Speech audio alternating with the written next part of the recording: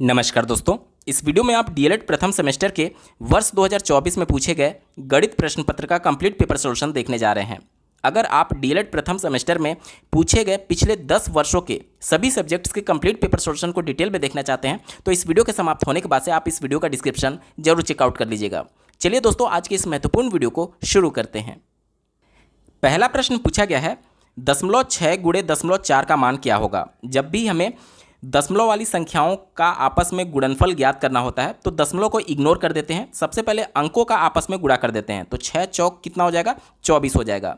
अब दोनों संख्याओं को देखिए, पहली संख्या में दशमलव जो लगा है वो 1 अंक पर लगा है और दूसरी संख्या में भी दशमलव 1 अंक पर लगा है।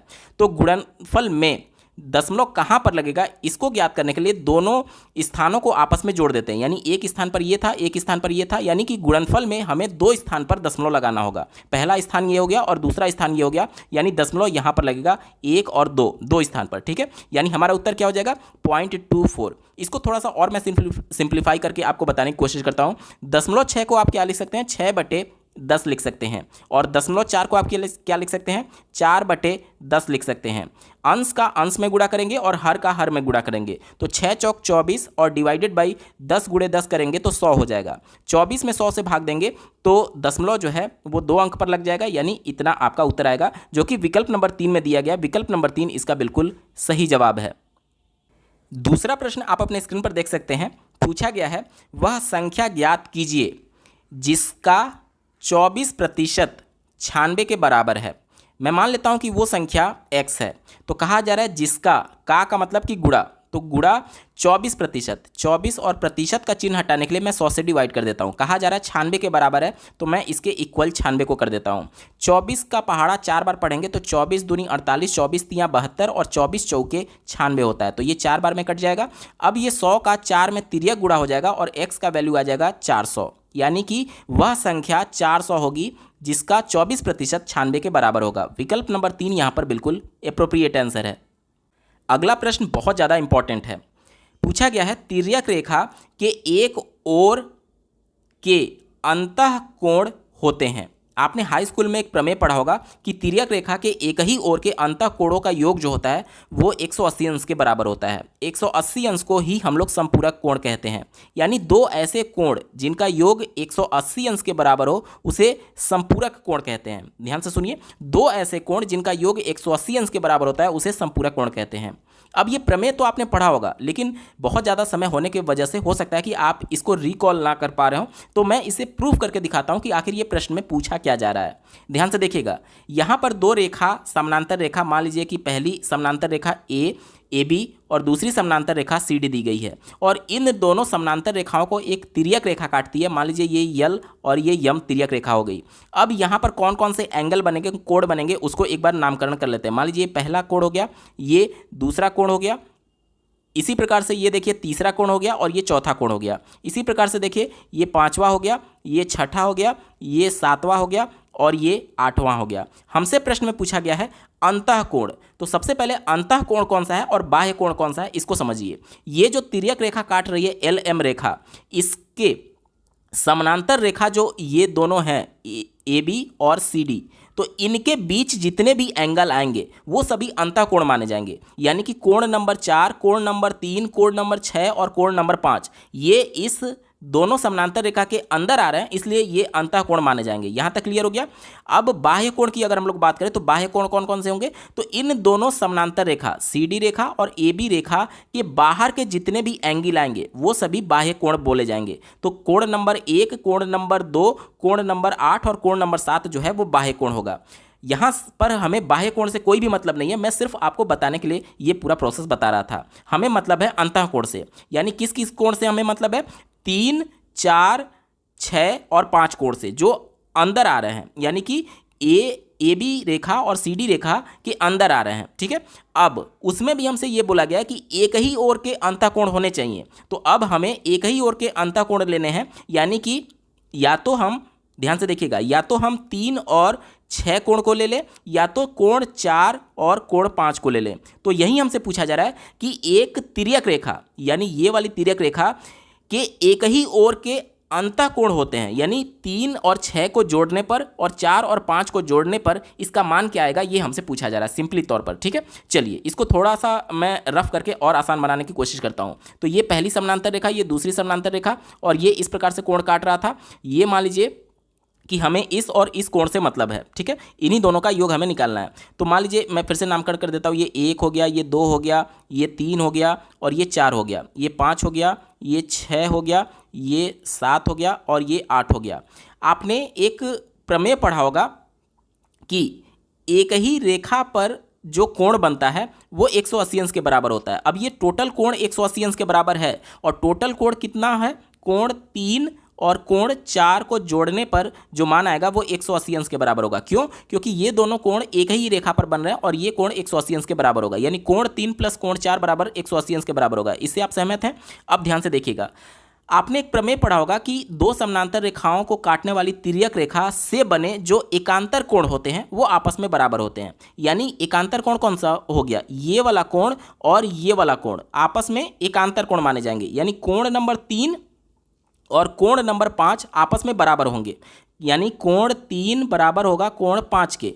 इस वाले इक्वेशन में अगर मैं कोण 3 के जगह कोण 5 को रख दूं तो क्या हमें मिलेगा? आप ध्यान से देखिएगा, कोण 3 के जगह मैं कोण 5 को रख रहा हूं तो कोण 5 प्लस कोण 4, कोण 5 प्लस कोण 4 बराबर 180 अंश। यही तो हमसे पूछा गया था।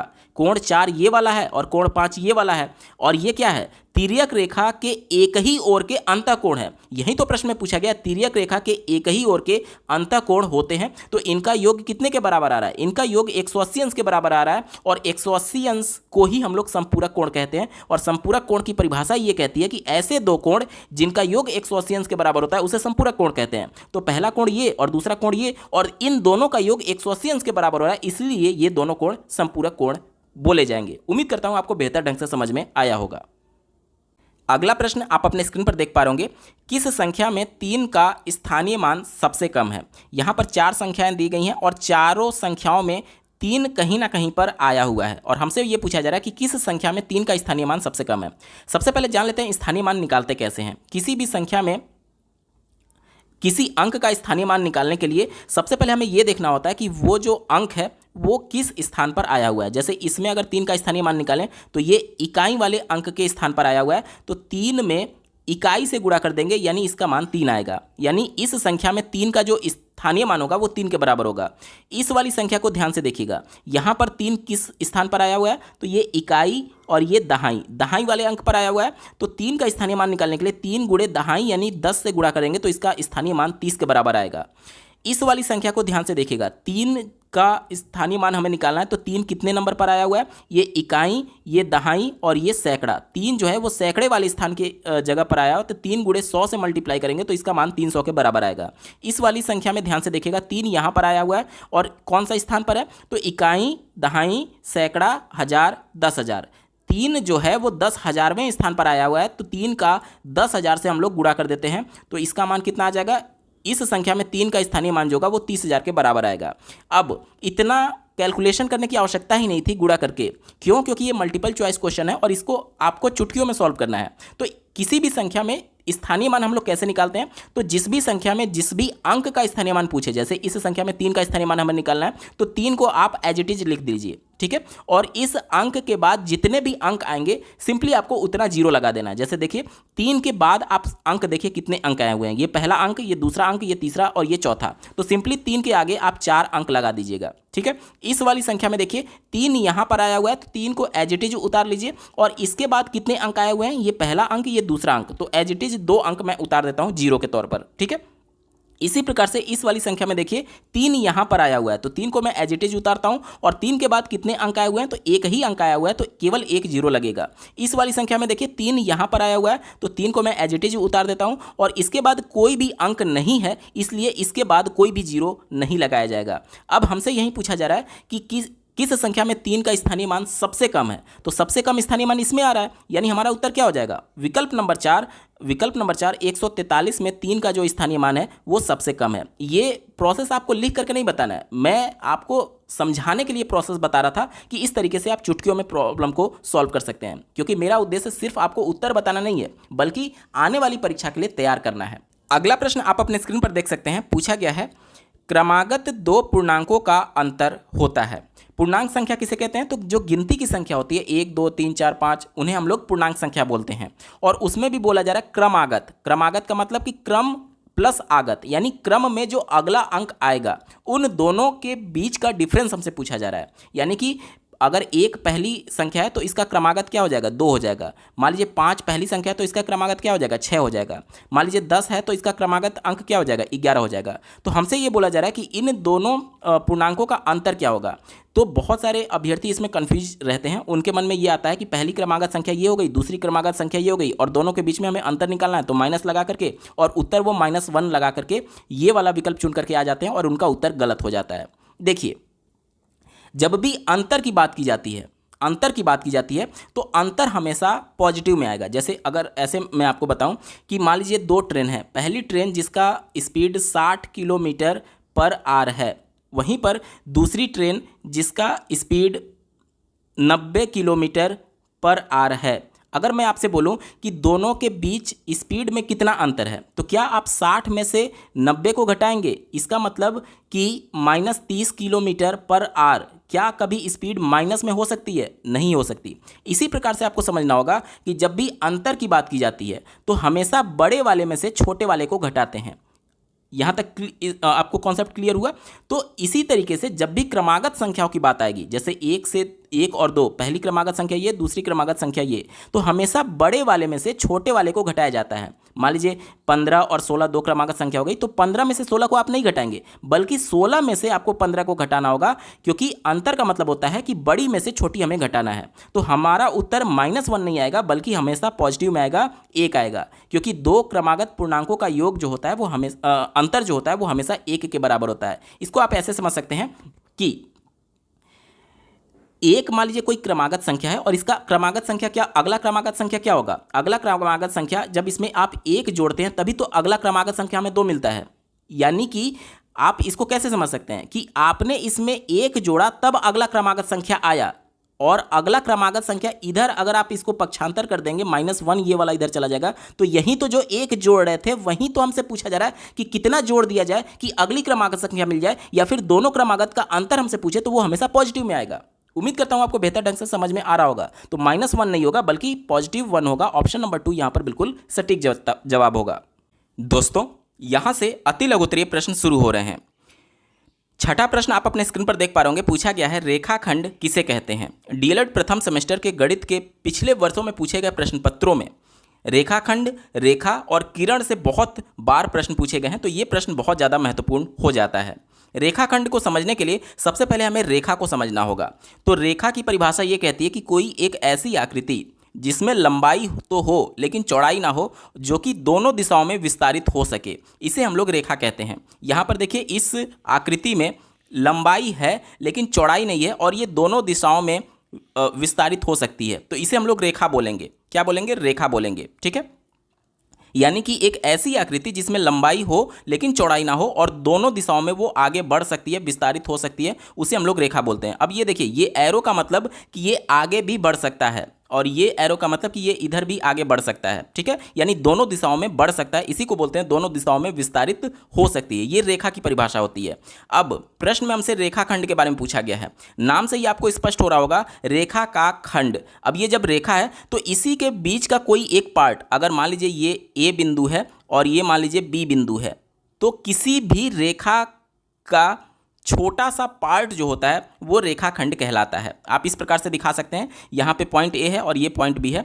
तो रेखाखंड की परिभाषा आप इस प्रकार से लिख सकते हैं, किसी रेखा का छोटा सा भाग रेखाखंड कहलाता है। आप इसको इस प्रकार से डिनोट करेंगे, ये आप इस प्रकार से रेखा बनाएंगे और इसमें पॉइंट ए और ये पॉइंट बी, इसको आप यहाँ पर रेखाखंड के तौर पर दिखा सकते हैं। ये रेखाखंड है ए बी। ठीक है, इसकी एक और परिभाषा आप इस प्रकार से लिख सकते हैं, किन्हीं भी दो बिंदुओं को मिलाने वाली जो रेखा होती है उसे रेखाखंड बोलते हैं। अब देखिए, यहाँ पर पॉइंट ए और पॉइंट बी को मैंने मिला दिया। अब यहाँ पर कोई एरो नहीं है, यानी कि ये किसी भी दिशा में विस्तारित नहीं होगी, जबकि रेखा की परिभाषा ये कहती है कि ये दोनों दिशाओं में विस्तारित हो सकता है।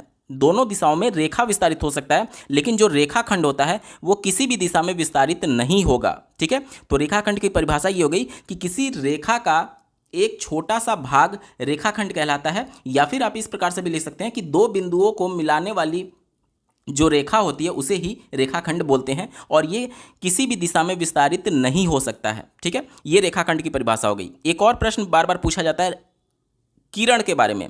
तो किरण यानी जिसे आप अंग्रेजी में रे बोलते हैं, तो इसका परिभाषा आप इस प्रकार से लिख सकते हैं कि ये एक दिशा में केवल विस्तारित हो सकती है। ये मान लीजिए पॉइंट ए है, तो यहाँ पर देखिए इधर एरो नहीं है, यानी ये इधर नहीं बढ़ सकता, लेकिन इधर एरो है तो ये इधर बढ़ सकता है। यानी कि किरण की परिभाषा ये हो गई कि यह केवल एक ही दिशा में विस्तारित हो सकती है और एक तरफ इसका अंत बिंदु होता है। वहीं रेखाखंड में इसके दो अंत बिंदु होते हैं और कहीं से भी ये विस्तारित नहीं हो सकती है। वहीं पर रेखा में कोई भी अंत बिंदु नहीं होता है, ये दोनों दिशाओं में विस्तारित हो सकते हैं। तो इस प्रकार से रेखाखंड और किरण के बीच आप अंतर समझ सकते हैं। प्रश्न में हमसे सिर्फ रेखाखंड के बारे में पूछा गया, तो रेखाखंड की परिभाषा और इस प्रकार से आकृति बना करके आप उसको बताएंगे। ठीक है, अगला प्रश्न आप अपने स्क्रीन पर देख पा रहे होंगे, पूछा गया है ब्रैकेट में -8 गुणा ब्रैकेट में +75 गुणा 0 का मान क्या होगा। तो यहाँ पर देख लीजिए, अगर मैं ब्रैकेट हटाऊं तो क्या हो जाएगा, -8 गुणे, अब ये प्लस लिखा गया, प्लस का तो कोई मतलब है नहीं, मैं डायरेक्टली इसको 75 लिख सकता हूँ और मल्टीप्लाइड बाई 0 लिख सकता हूँ। यहाँ पर आप एक लाइन लिखेंगे कि किसी भी संख्या में जब 0 से गुणा करते हैं तो उसका गुणनफल जो होता है वो सदैव 0 होता है। ये लाइन लिख देंगे आप। किसी भी संख्या में जब 0 से गुणा किया जाता है तो गुणनफल सदैव 0 प्राप्त होता है और बराबर करके आप 0 लिख देंगे, यही आपका आंसर हो जाएगा।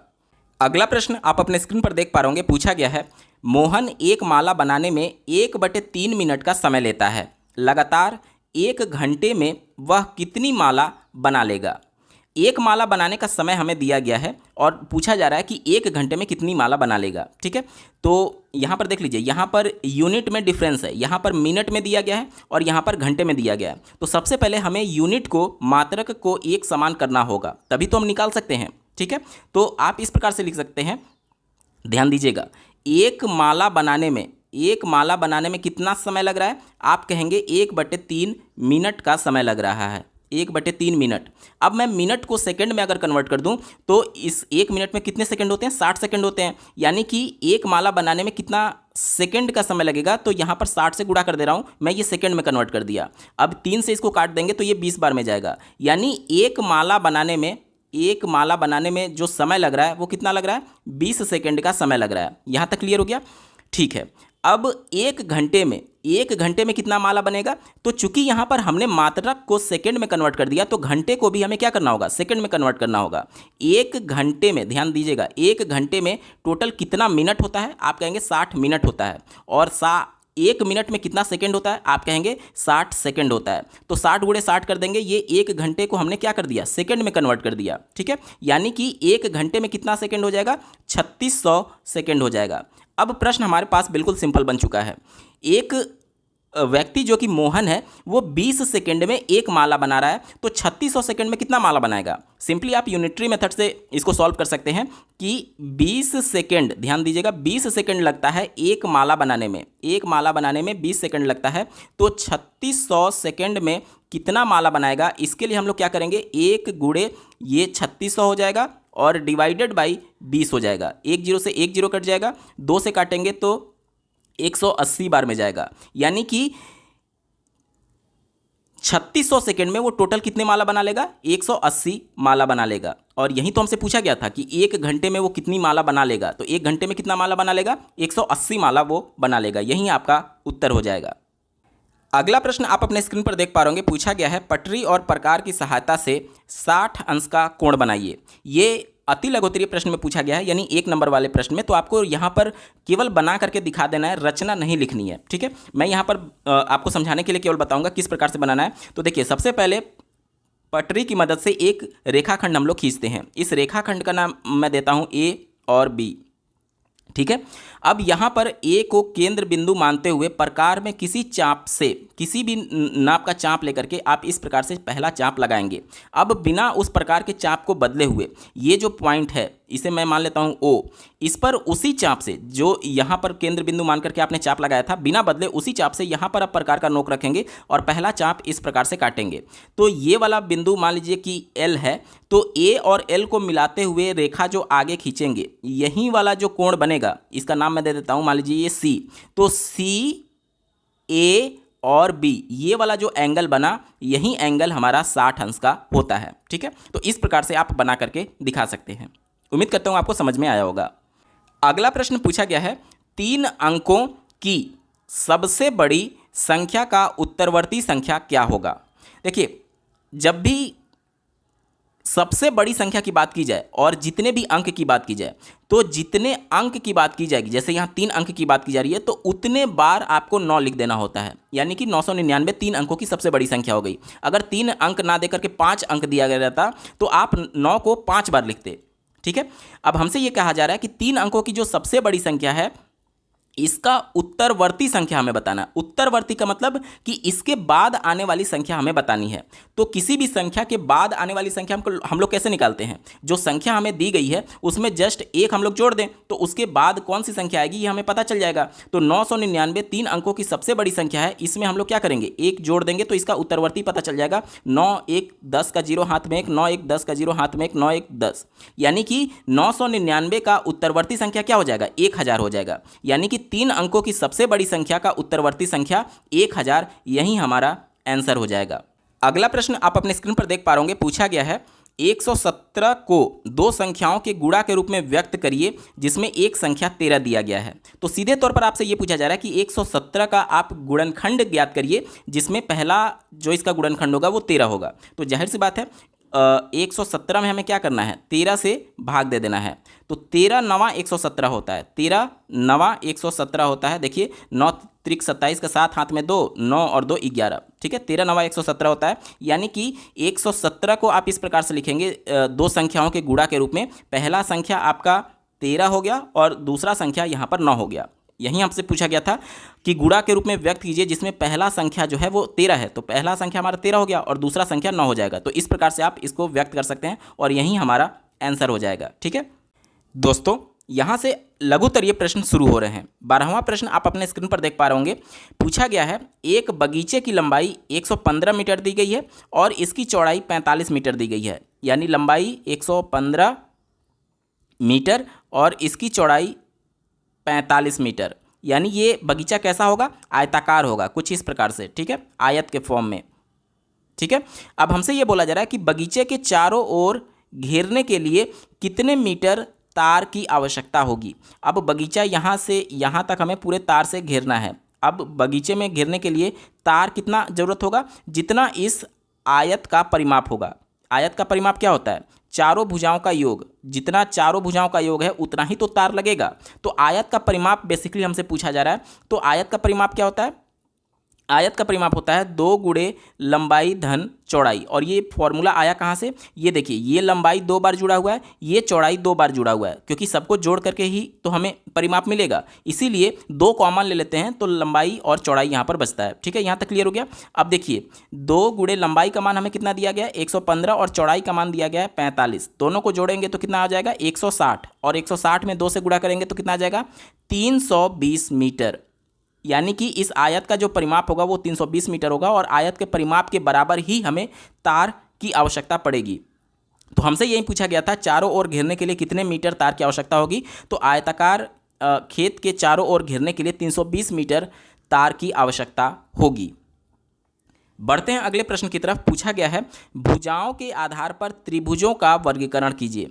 तो भुजाओं के आधार पर त्रिभुज जो होते हैं वो 3 प्रकार के होते हैं। पहला विषम बाहु त्रिभुज। ठीक है, विषम बाहु त्रिभुज, ऐसा त्रिभुज जिसके तीनों भुजाएं अलग अलग माप के होते हैं, यानी तीनों भुजाएं एक तरीके से असमान होते हैं, उसे ही हम लोग विषम बाहु त्रिभुज कहते हैं। इसका आप इस प्रकार से आकृति बना करके दिखा सकते हैं। मान लीजिए कोई एक त्रिभुज है जो कि तीनों भुजाओं की लंबाई इस प्रकार से अलग अलग है, तो ये कौन सा त्रिभुज हो जाएगा, ये विषम बाहु त्रिभुज हो जाएगा। दूसरा होता है समद्विबाहु त्रिभुज।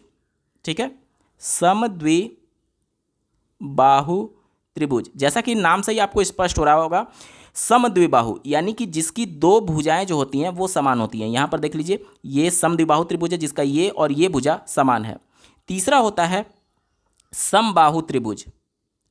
समबाहु त्रिभुज, सम का मतलब होता है समान, यानी एक ऐसा त्रिभुज जिसकी तीनों भुजाएं समान हो उसे हम लोग समबाहु त्रिभुज बोलते हैं। इसकी तीनों भुजाएं क्या हो जाएंगी? समान हो जाएंगी। तो यही हमसे प्रश्न पूछा गया था कि भुजाओं के आधार पर त्रिभुजों का वर्गीकरण कीजिए। तो भुजाओं के आधार पर त्रिभुज तीन प्रकार के होते हैं, पहला विषम बाहु, दूसरा समद्विबाहु और तीसरा समबाहु त्रिभुज। और इस प्रकार से आकृति बना करके आप एक एक लाइन लिख देंगे तो आपको पूरे नंबर मिल जाएंगे।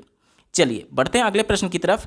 पूछा गया है, एक दुकानदार ने 1500 रुपये का एक कोट 25% छूट देकर बेचा, तो बताइए कोट कितने रुपए में बेचा गया। अब ध्यान से देखिएगा, इसका जो प्राइस है वो कितना है? 1500 रुपया। 1500 रुपये इसका प्राइस है और छूट कितना दिया गया है?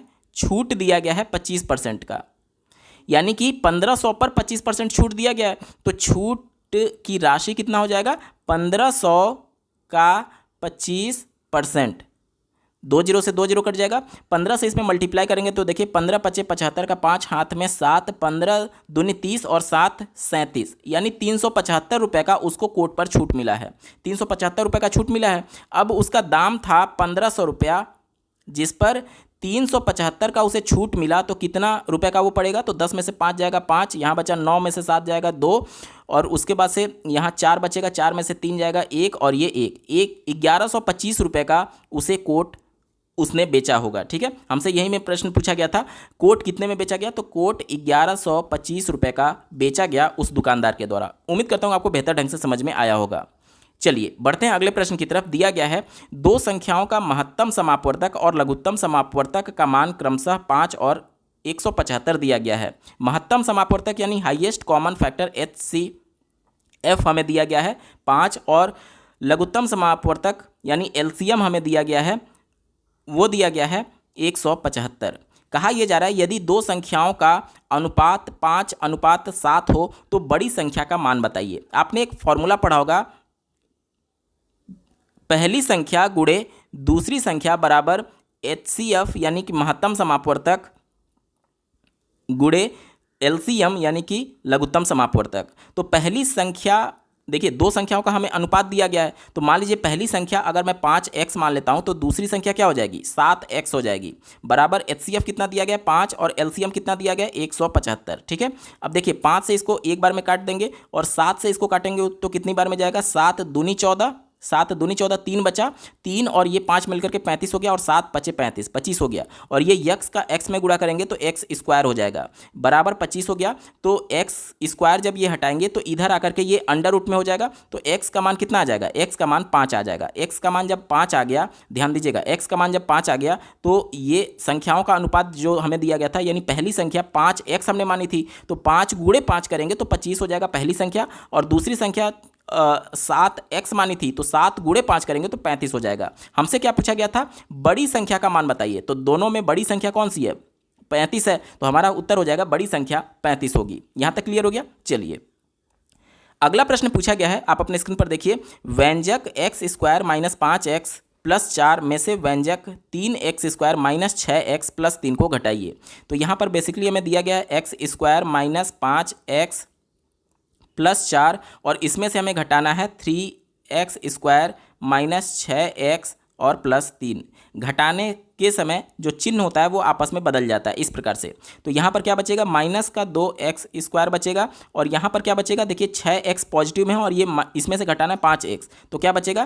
प्लस का केवल x बचेगा, और यहाँ पर देखिए 4 में से 3 घटाएंगे तो प्लस का 1 बचेगा, यानी हमारा उत्तर क्या हो जाएगा? -2x² + x + 1। अगला प्रश्न पूछा गया है, विजातीय व्यंजक किसे कहते हैं? तो बीजगणितीय व्यंजक में दो प्रकार की राशि होती है, पहला चर और दूसरा अचर।